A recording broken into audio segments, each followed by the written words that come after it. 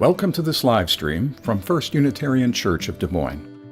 Our mission is to love radically, grow ethically and spiritually, and serve justly. We invite you to visit our website at www.ucdsm.org.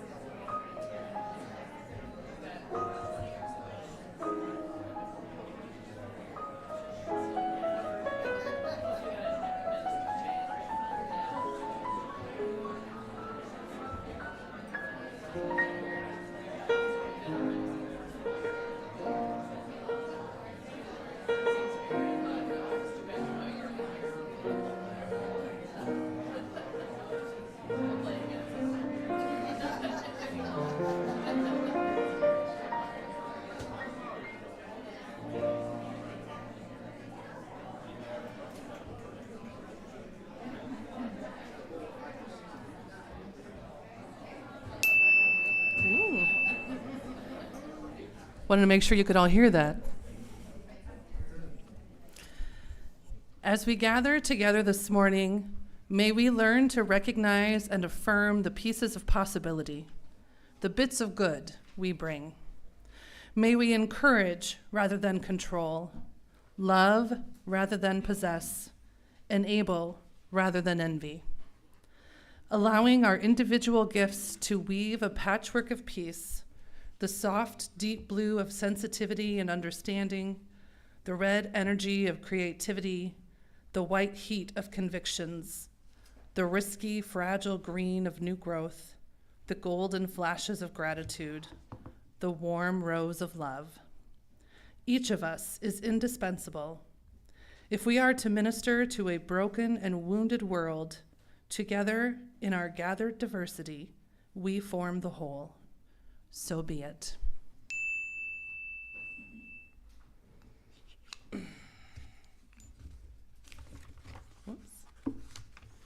Please join with me in the chalice lighting words in your order of service. We light our chalice this morning, light of our creative spirits, light of our wise souls, light of our wandering and curious minds, light of love for this place, this people, this work. Illuminate our hearts and the spaces between them in this sacred time of unfolding. Blessed be. And now let us pass the peace. Some folks love to move about and greet one another, and some prefer a little personal space. Let us follow the platinum rule and do unto others what they wish.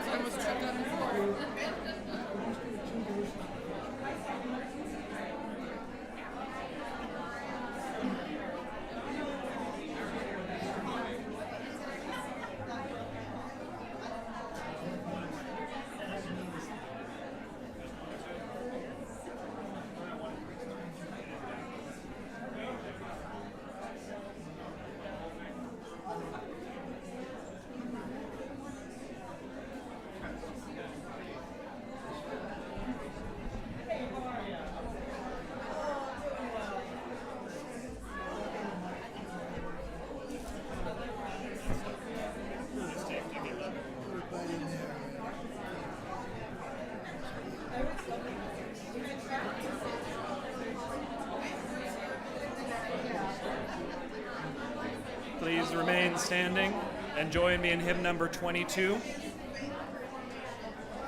We will sing verses 1 and 3.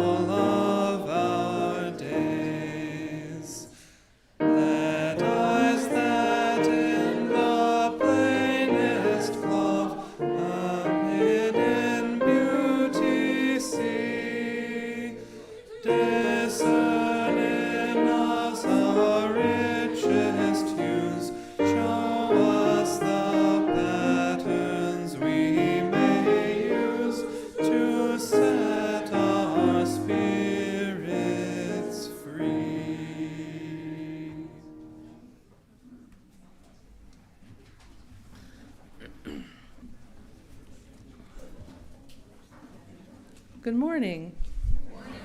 I'm Elizabeth Williams, she, her, your celebrant this morning. Welcome.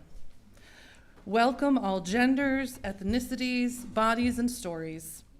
Whatever you are carrying with you, whatever you long to set down or pick up today, may you find here the love, support, and encouragement you seek.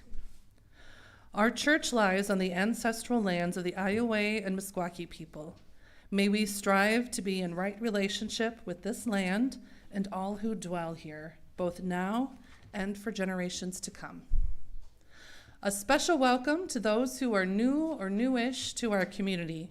We have a wonderful coffee hour after the service that we hope you will join for good faith and fellowship. As Unitarian Universalists, we gather together not bound by a creed, but by the promises we make to one another, which we call covenants. Will you join with me in reading together our congregation's bond of union? We covenant to associate ourselves together for the study and practice of morality and religion as interpreted by the growing thought and noblest lives of humanity, hoping thereby to prove helpful one to another and to promote truth, righteousness, and love in the world.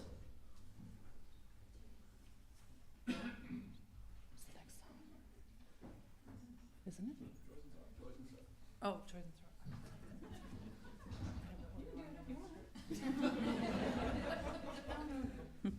Good morning. I'm Laura Berardi, she, her, a pastoral care associate for our congregation. Life changes, whether they bring celebration, heartache, or something in between, are part of all our stories. The pastoral care team is here to walk you through these changes. There are several ways to reach us. Pastoral care team at ucdsm.org, visiting the Caring Community page on our website. You can drop a card in the Cares and Concerns box. We have a phone number on cards back at that desk as well if you want to reach out through call or text, or you can of course just speak with me or any member of the team. We're sending continued care this morning and support to Sue Replinger, who was hospitalized last week after a fall. She has been moved to a rehab facility for a few days as she continues to recover. Sue still requests no visitors at this time, but cards are welcome. We also have a joy in the Berardi household. John Franco turns 45 today. So, and as a personal bonus, he and I met 18 years ago today on his birthday. So I love this day. This is a good day. We know that there is more in your lives than we have shared here today. More people weighing on your minds and hearts. Let us speak now the names of those who could use extra care, saying them aloud or holding them silently. As we do, may the love of this community hold us all.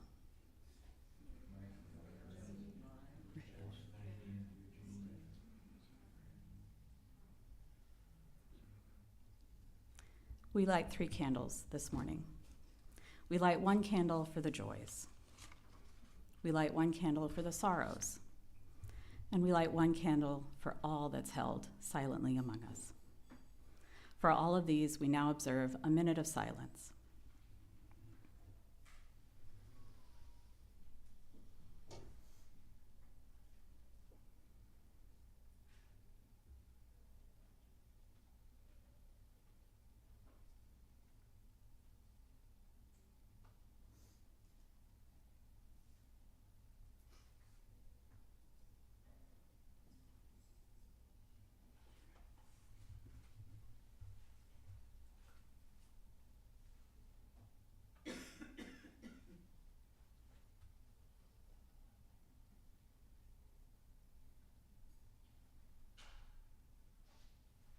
The third one is in spirit.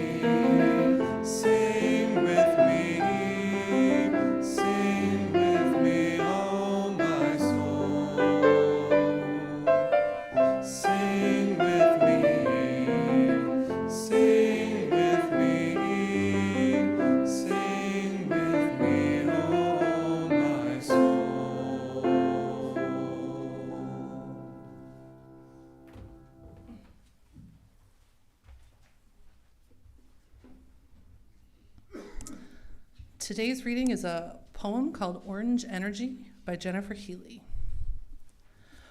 All I want to do is delight, throw the mask off, not care and not worry, not explain what I mean nor define what I do. Just be whatever I feel like being. Just relish in the energy of this moment. I want to be so alive that I feel like the moon throwing tides just for fun. Creating because it's what I'm here to do. I want to love the color orange just because it craves delight too. I want to cry because I'm so in love with the miracle of being alive. I don't want to feel like I'm striving. I want to try and feel like I'm flying. I want to write the poetry, read the poetry, and breathe the poetry. I want my life to be a beautiful, messy mosaic that even I can't help but fall in love with. Create, create. I feel the winds of fury blowing through me. Even my bones are smiling. I hear my veins pulsing with desire like branches dancing in the breezes. Wildflowers are waving and the ocean blossoms with a new idea. Crazy and beautiful is how I want my life to feel. Let it be, let it be. I write to be free. I read to tap in. I absorb the poetry. And so it shall be. And now I am this energy. And now it's time for our spotlight.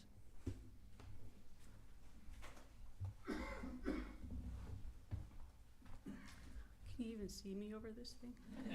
Okay. Good morning. I am Shelley Kaldenberg, she, her, and I am here on behalf of the Congregational Life team to remind you that next Saturday, August 1st, is our all-church picnic. And this promises to be a wonderful day full of everything that makes a great day. Fun, friends, food, everything you need for a great day.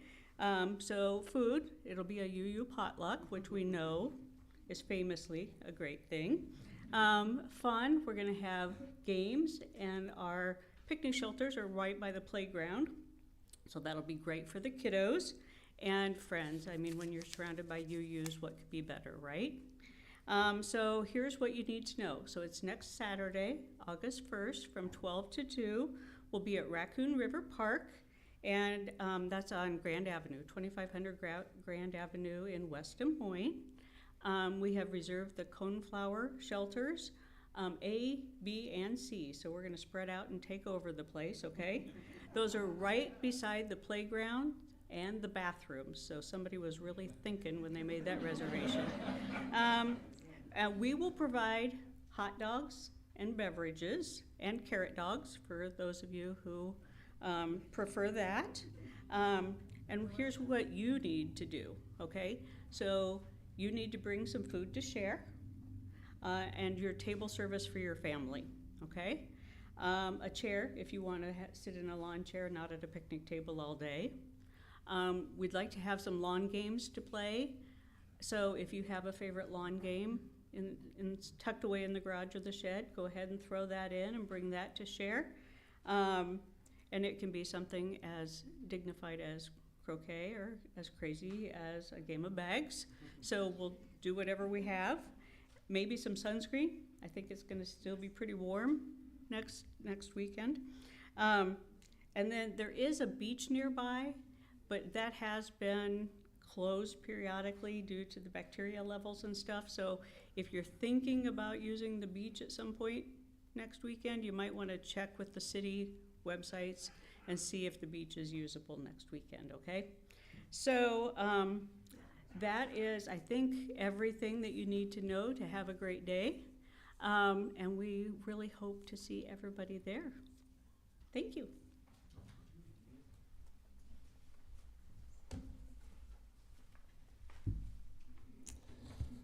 All right. I have a gratitude card here. It says, thank you to Sally Buckholt for her commitment to relational meetings and the gift of leading our one-on-one membership committee as we strive to meet with each of our UU members one-on-one to re-engage in getting to know each other. She continues to share the joy creative interchange brings to her life and encourages others to experience the transformation too. Thank you, Sally. We now take up our morning offering as a practice of our generosity, for in giving we receive.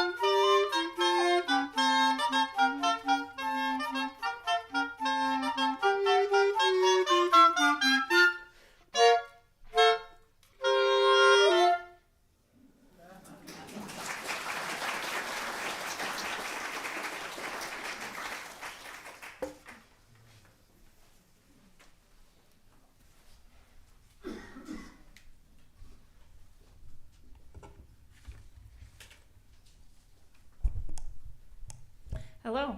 Hello. My name is Catherine Vance. My pronouns are she, her. When Elizabeth reached out to me to ask if I would share a reflection about art and creativity as a spiritual discipline, I initially missed the spiritual part of the topic. In my defense, I was traveling. I was kind of, reading email quickly. I thought, I've played classical music pretty seriously for most of my life. I knit in a very intense way. And both of those artistic practices require and have taught me discipline. I have thoughts I can share. But when I sat down to write the reflection, I reread Elizabeth's original email and saw that this is about spiritual discipline. Until recently, I would have told you that I am not a spiritual person and not very interested in spirituality. As a 13-year-old in coming of age, I grew up UU, and I went through the coming of age program. And in that program, I explored some spiritual practices, right? You got to check that off on the list on the way to writing your personal credo. So I did some meditative walks. I tried out journaling, but they didn't really speak to me. And at the time, it didn't occur to me that playing violin and later cello or knitting could be spiritual practices. I started playing violin when I was 4 years old. Family lore has it that we were at a children's festival at a park, and my first violin teacher had a group of students there playing a Vivaldi A minor violin concerto, RV 356. Maybe you've heard it. Da da da da da da da da da da da da da. Yeah, that one. I loved it. So I asked my parents if I could take violin lessons because I wanted to play that concerto. They were willing, and soon I was playing an adorably tiny violin, but I was not playing Vivaldi. It took almost 10 years to get to play Vivaldi, in part because I didn't have the discipline to practice. There are certainly children out there who play Vivaldi at ages less than 10, but I was not one of them. So I didn't have the discipline to practice. I did have the stubbornness to not want to give up.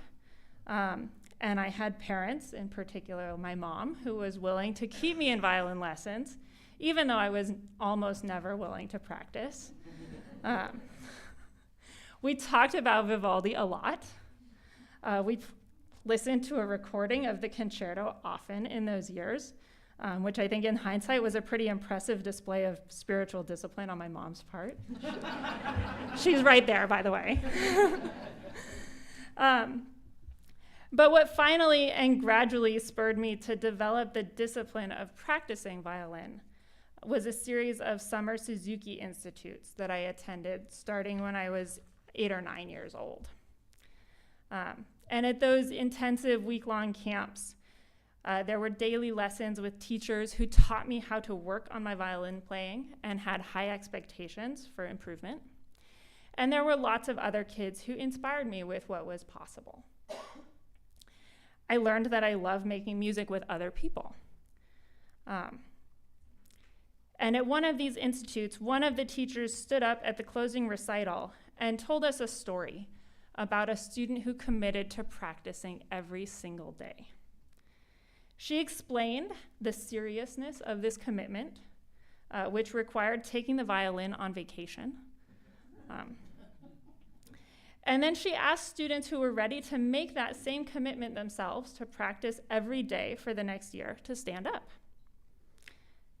I stood up. And I think my mom was pretty surprised. I don't know if you remember this. She says no, she doesn't remember. But I think she was surprised because up until that point, she would often say that even though I never practiced, at least I did play the violin 3 times a week. I had my lesson, I played violin in the school band, and I did Saturday morning youth orchestra. So at least it was 3 times a week, better than nothing, right? But I fulfilled that commitment to practice every day for a year. I took it very seriously. And fulfilling that commitment taught me the discipline of doing something every day, no matter what. And a few years later, I finally played the Vivaldi A minor violin concerto, which still is near and dear to my heart. And then as a teenager, I continued to play violin. I started playing cello when I was 15, and I learned to practice well, using the discipline of listening carefully, chunking the music into small bits, getting into a groove of repetition until my fingers could play those small bits perfectly, and then putting them together into actual music. So certainly, my violin playing has helped me develop many virtues in my life. Last year, I read and discussed The Seeker's Guide by Elizabeth Lesser as a member of the book group that Reverend Steve led. So I think the subtitle of the book is Making Your Life a Spiritual Adventure. Spirituality is a hard thing to define, but my takeaway from our discussions as a group is that it's really anything that connects you to other people, to nature, to the universe outside yourself, or to have experiences of awe, mystery, and wonder. I think spiritual practices also have an aspect of developing virtues and helping you be the person that you want to be. And through this lens, playing and practicing violin and cello is clearly a spiritual practice for me. It connects me to the beauty of the music, the composers, past and present, whose music I play, and the people that I play with. Not to mention the patience and the meditative attention to detail of practicing well, which I don't do as often as I should or as I would like to these days, but I still do it sometimes. After music, knitting and fiber arts are my second artistic medium, the ones I've turned to most as an adult. If you've ever been in a church meeting with me, you know that I always have my knitting with me. It keeps my hands busy and my mind focused, and I get to make some pretty cool things. It also saw me through my PhD. I knit in every single seminar. Lately, I've also seen it as a tool for my spiritual development. I'm a member of the social network for knitters, Ravelry. I don't know if anybody's heard of it. Yeah. 4 years ago, I discovered Sock Madness. Sock Madness is a bracketed speed knitting competition that runs in a forum on Ravelry. Each qualifying knitter is sorted into a team based on their knitting speed. And over 7 rounds, we compete to knit pairs of complex socks perfectly and quickly, with fewer knitters advancing each round until just one knitter remains. Perhaps surprisingly, this competition is an amazing tool for spiritual development. The Sock Madness Forum is a really great place. It's full of supportive knitters from all over the world, cheering each other on and sharing snippets of their daily lives, so I get to connect to other people. The patterns are varied and challenging, which connect us as knitters to the vast world of knitting techniques and heritages. This year, one of the socks used a traditional Baltic construction where we knit it from the heel out around the foot instead of from the toe up or the top down like most socks are knitted. So that was pretty exciting.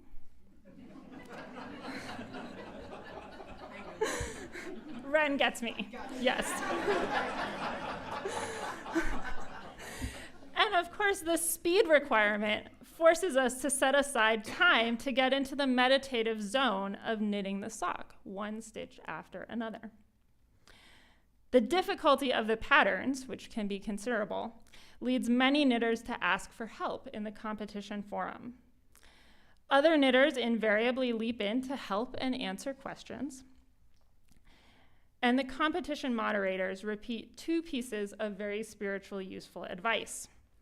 The first one is trust the pattern, trust the process. And the second one is remember, you are fearless. I am now a fearless knitter. Sometimes I'm fearless in other aspects of my life too. So I don't generally think of myself as an artist. I'm a busy parent and a math professor. I don't spend my days painting, drawing, or writing poetry. But as I reflect on my musical and my crafting pursuits, I do think they're artistic. And I can see that they have really been a vehicle for my spiritual development and spiritual practice, and that they've helped me flourish as a human being. Thank you.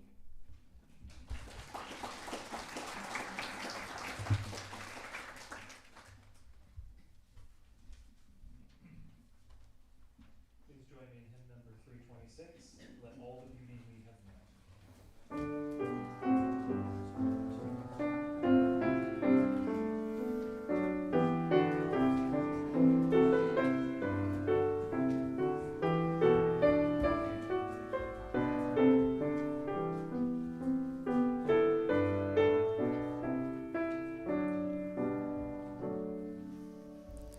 Let all the beauty we have known illuminate our hearts and minds.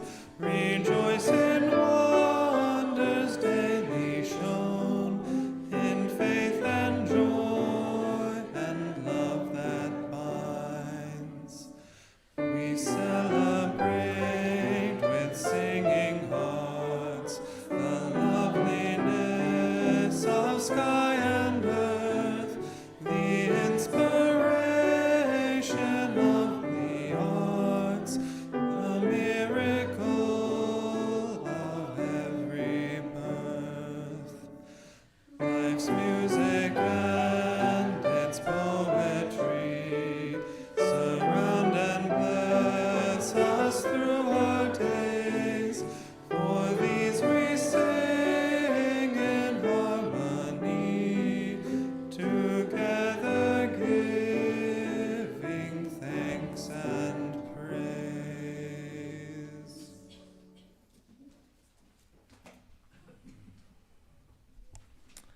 Please join me in saying the extinguishing chalice words in your order of service. It is our work, shared with each other in covenant, that creates and sustains this beloved community. We extinguish this chalice, but its light lives on in the directions we have chosen today. The light of this faith lives on in us together, in our hearts, minds, bodies, and spirits. If I were to wish you peace, it would not be for long. It would be peace to rest, to reflect, to make ready for the coming day, that the full force of your creativity and love might be released and shared. I do wish you peace.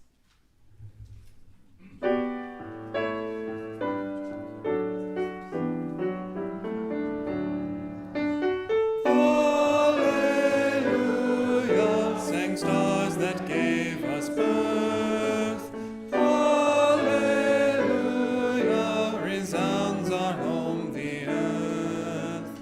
Alleluia, shall echo across the skies.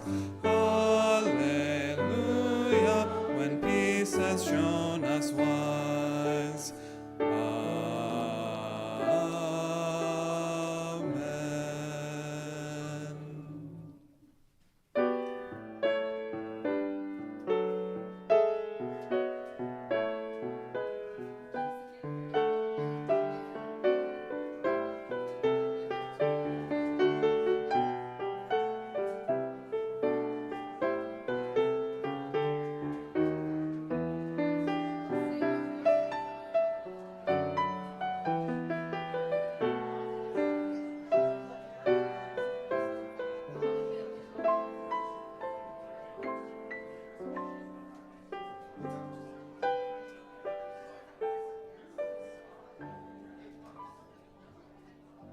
As this live stream from First Unitarian Church comes to an end, remember that previous live streams can be found on our YouTube channel.